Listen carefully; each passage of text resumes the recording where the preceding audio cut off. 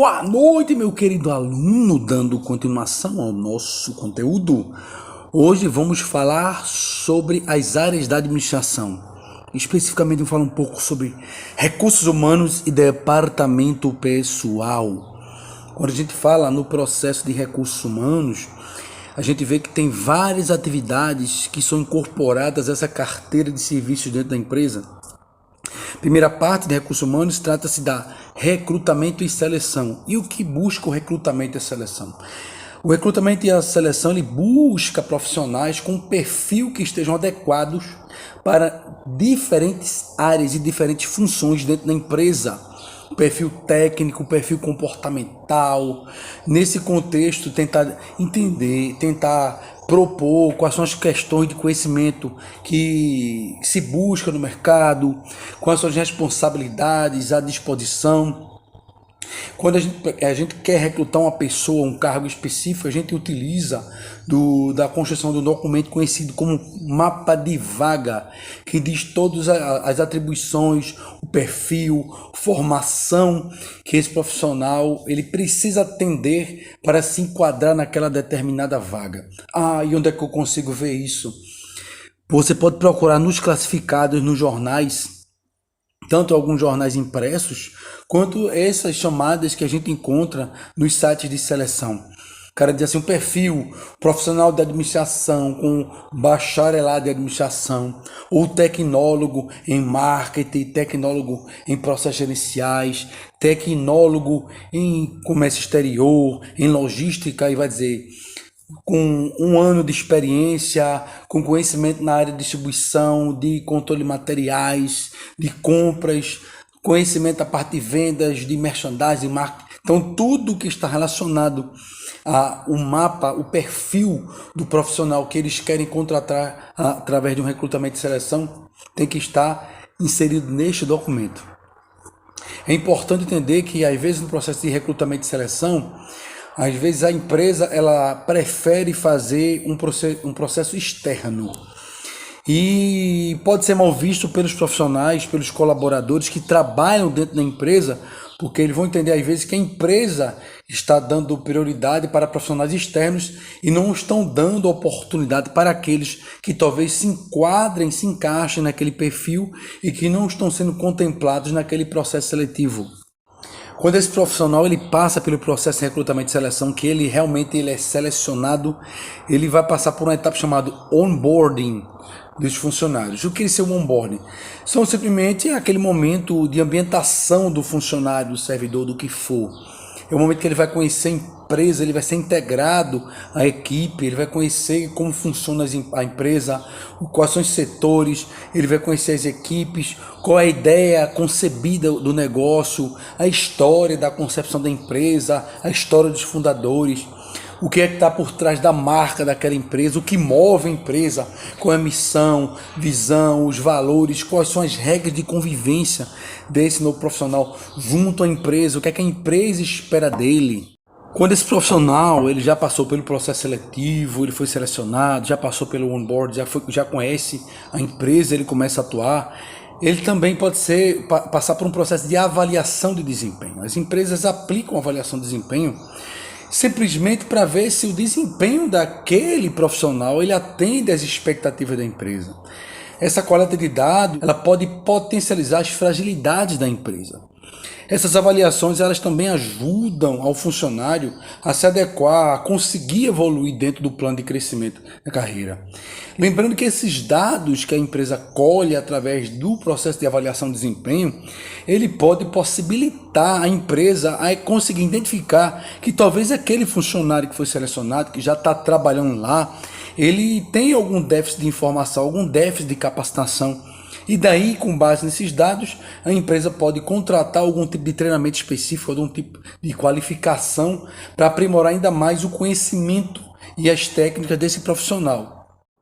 Lembrando que boa parte das coisas que a empresa faz inicialmente, quando ela tem interesse na retenção de talentos, é lembrar que existe um perfil diferente de profissional hoje.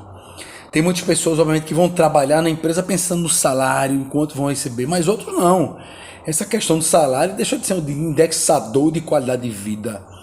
A gente sabe que quanto mais você ganha, maior a sua responsabilidade, maior quantidade de atribuições, maior cansaço físico e menor qualidade de vida. Então muitas pessoas buscam uma empresa que oferte o mínimo de qualidade de vida para eles, o equilíbrio no ambiente de trabalho.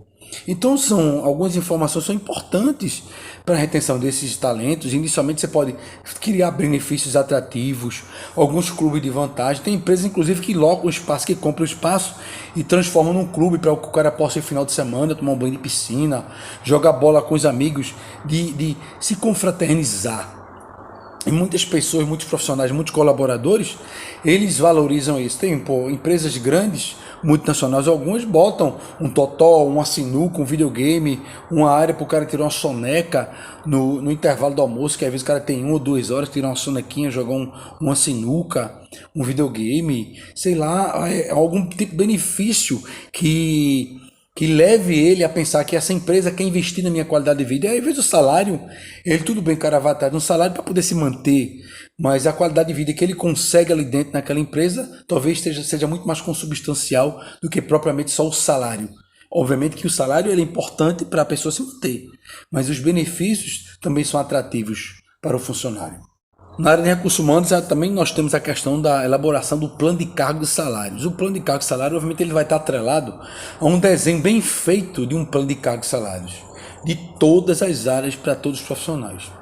Obviamente que você vai ter cargos de nível seniores, cargo de nível superior, cargo de nível técnico, cargo de nível elementar, onde vão ser descritas as responsabilidades que serão assumidas por cada colaborador dentro desse cargo, qual é o perfil técnico, quais são as técnicas necessárias, o que é que os colaboradores eles iriam buscar em termos de aperfeiçoamento, em termos de preparação para cargos futuros.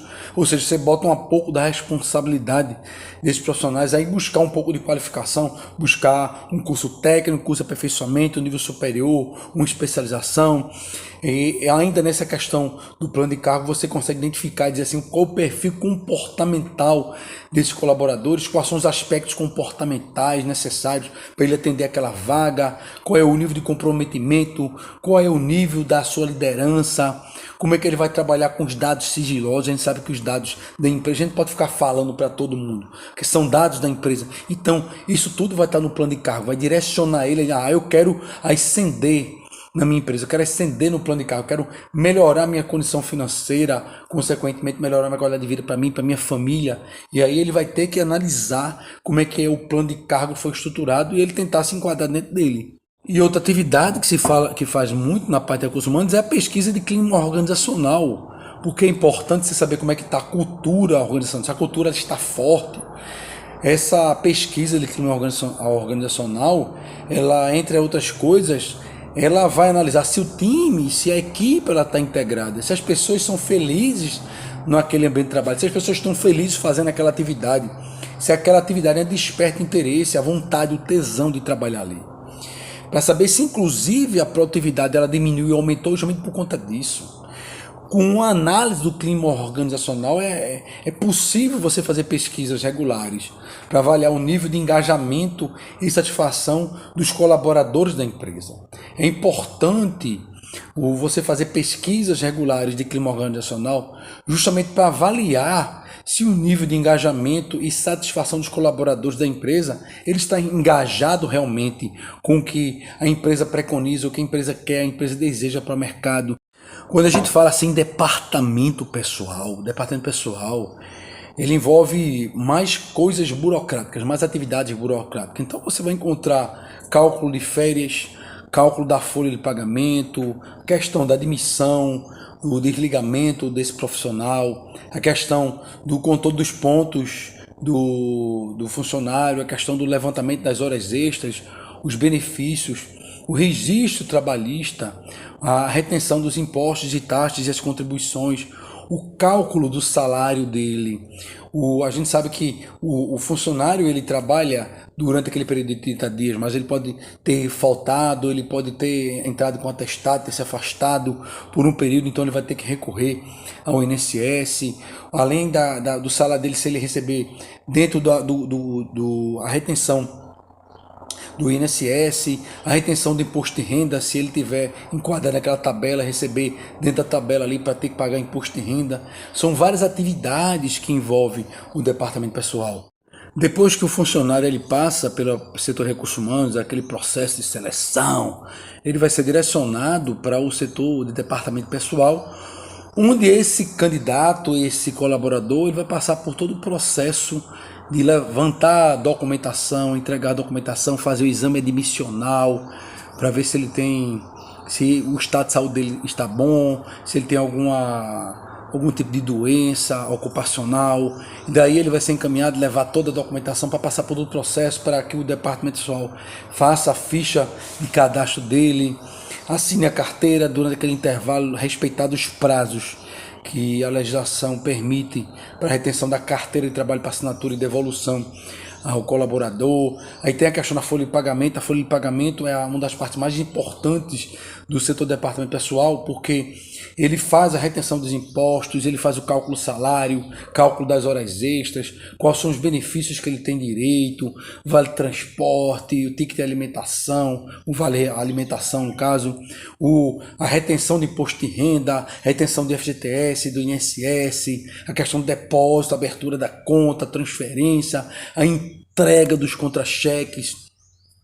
Obviamente que essa folha de pagamento ela vai depender muito do controle do ponto e banco de horas que esse funcionário ele vai executar dentro das suas atribuições. Em média ele trabalha 8 horas, mas precisou esticar o tempo dele até 2 horas, que é o que a legislação permite, então vai ter que ser feito esse cálculo das horas extras para dar uma engordadazinha no salário dele.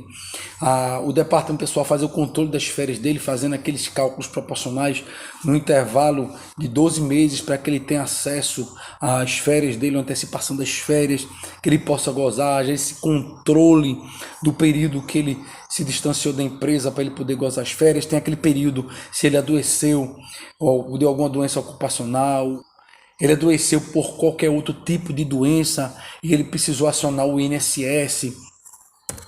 Ele ainda tem aquela parte do desligamento, onde a empresa ela procede o processo de rescisão contratual do funcionário, seja por justa causa, seja sem justa causa, um acordo entre as partes, que o cara quer sair, então ele faz um acordo, ou pedir demissão mesmo, eu quero sair, tchau.